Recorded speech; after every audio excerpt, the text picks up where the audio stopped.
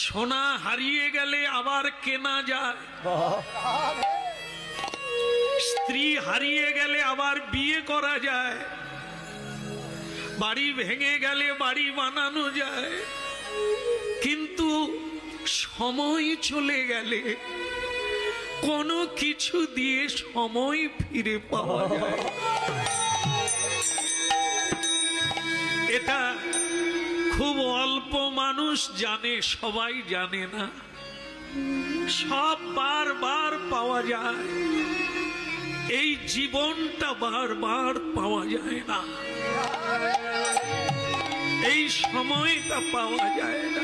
আপনি আর 4 মিনিট বাঁচবেন, আপনার 20 মিনিট কেটে গেছে। আর 4 মিনিট। আপনাকে একটা কথা